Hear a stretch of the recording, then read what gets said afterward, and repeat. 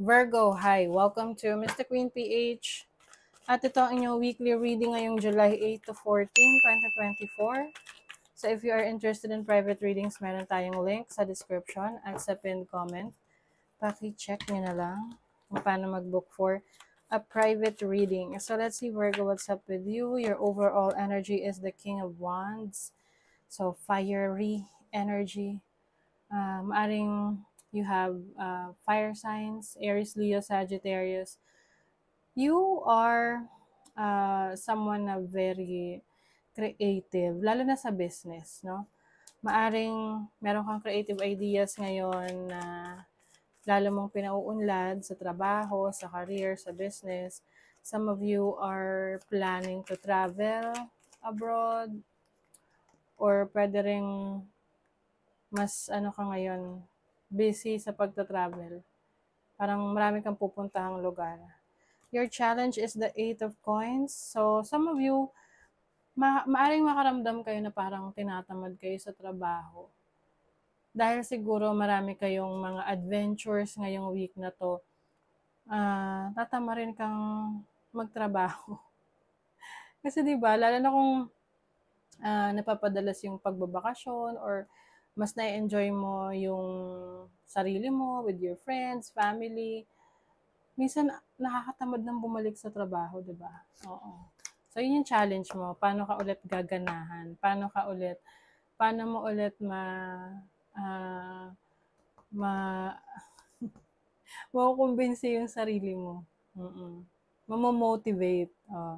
You have the Knave of Cups as your opportunity to explore more about your dreams, no? Maaring marami ka pang pangarap na gusto mo pang matupad, and with the Queen of Coins as your blessing, ito ay matutupad mo, no? Yung mga pangarap na yan. Of course, hindi mo yan magagawa lang in just 1 week, like yung lalo na yung mga long-term plans mo. But meron ka ng actions na gagawin. Kumbaga, hindi ka lang nakatunganga dyan at naghihintay kung kailan darating, no? So, you are also going to take action. What is the King of Wands? You have the Two of Swords. So, meron kang mga major decisions na gagawin ngayong week na to. But I think, kahit major yung decision na to, mabilis ka lang makakapag-decide. Kasi alam mo na ano yung gusto mo eh. Di ba ganun naman tayo? Pag alam na natin kung ano yung gusto natin, ang bilis lang natin mag-decide. Lalo na pag-order tayo ng pagkain. Bawa sa mga fast food restaurants. Kung alam mo na kung ano yung favorite mo doon, pagdating mo sa counter or order ka, agad-agad, no? So, ganun yung nakikita ko sa inyo. You know what you want. And that's why, yun yung nagpapabilis ng transaction sa'yo. Your challenge is the Death card. Yeah, yung iba siguro, no, parang naisip nyo na, katamad na dito sa trabaho na to, ayoko na, gusto ko nang maging malaya, maging creative, at maging, kumbaga, you can do the things on your own to be your own boss, no? So, ngayon, naisip mo, worth it ba yan? Nasa tamang ka na ba? Situation ka ba para i-pursue yan? You have the Devil. Okay. As your opportunity. So parang there's a ito kasing devil is also can be a temptation sa'yo, no? But as an opportunity, kung talagang meron kang gustong ma-achieve, if you will obsess about it, makukuha mo eh. 'Di ba? Yung meron kasing negative connotation ng obsession na when someone is obsessed, ibig sabihin niyan is doon lang siya nakafocus, no? Andun lahat lang attention niya. Pero alam niyo ba, yung mga nagiging successful sa buhay ay yung mga obsessed. Yung mga obsessed sa mga trabaho or business or careers nila. So, I feel like you have an opportunity to obsess about your dreams. Yan. Meron kang obsession sa dream mo ngayon. At kapag you become obsessed about it, you will definitely see results nung mga efforts mo. Kasi pag obsessed ka sa isang bagay, effortan mo talaga eh. 'Di ba? No questions asked.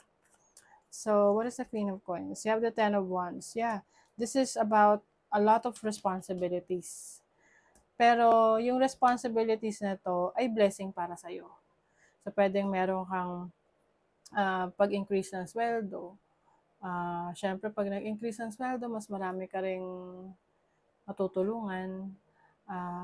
And also kapag ikaw ay na-promote, so mas dadami naman yung iyong responsibility, no? So kumbaga, marami ka mang kailangang gawin, asikasuhin, worth it naman siya.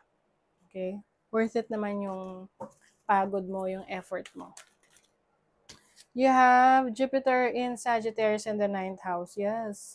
9th house is about travel opportunities, bagong prinsipyo sa buhay, pananaw sa buhay. I think, yung iba sa inyo may nagbabago sa pananaw nyo sa buhay, mas lalo kayong nagiging interesado sa isang belief system. This can be any belief system, okay?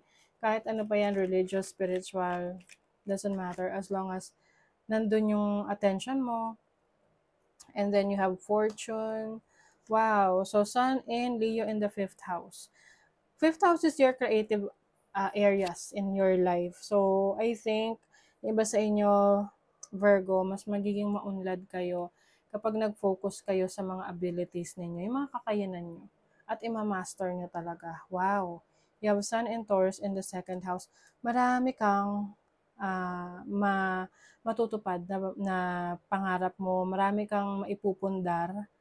And I think you will also have this like a higher status, no, sa society. Pwedeng mas mag-i-improve ang iyong estado sa buhay. Let's see what else. And yung iba sa inyo kayo makikilala, no? People will lalo na kung kayo ay content creators, no, mas marami kayong magiging followers, viewers, likes, ganyan. So, meron ditong gentleman. So, this is a male energy or masculine energy. And then the lady is a feminine energy. You have a child. Uy. Okay. So, parang ang daming involved dito sa situation na to. So, some of you, if you are married, no, I feel like there is a child, pwedeng mabubuntis, magkakaanak kayo. Some of you naman, kung kayo ay merong business partners, maaring meron kayong sisimulan or parang ipapanganak na project. Can be a business project ninyo. Whatever this is na susubukan yung pasukin together. Okay? And then, itong book is about knowledge. So, pwedeng kayo ay may pag-aaralan.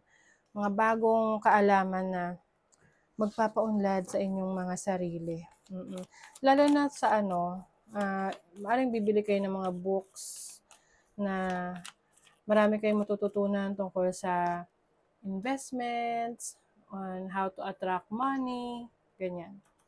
So, sa money, career, finances, you have the Queen of Wands, still creative energies, 5 of Cups, and the 5 of Wands. Okay, some of you, maaring magkaroon ng conflict with a co-worker, no? Katrabaho, colleague.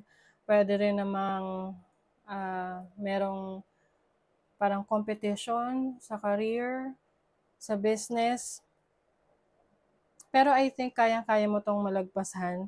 Meron lang kasing mga tao dyan na will try to bring you down. Pwedeng magka-create ng drama sa situation ninyo. Pwede rin may envy, no? May naiinggit. So, iwasan nyo na lang yung mga yan. You have, sa love life, you have the 4 of Coins, Ace of Wands, and the Strength card. Okay. Some of you talaga are building a family, no? So, kung bagong relationship to, bagong kasal, you are really starting your family together. Kumbaga parang bagong lipat, may mga, kumbaga you are living on your own na with your family. And you are really doing well kasi I see stability in your finances. So, maaring may sarili na kayong bahay, Oo. Or nakakapundar na kayo ng mga gamit ninyo. Patience brings rewards, yes. So, number one na makakatulong sa inyo ay pagiging patient sa inyong mga goals, sa inyong mga dreams. Kumbaga, hindi naman yan, yung success hindi naman yan nangyayari overnight. Pero each step natin is one step closer to our goals and achieving our goals. Okay? So, that is your reading, Virgo. Thank you so much. Bye.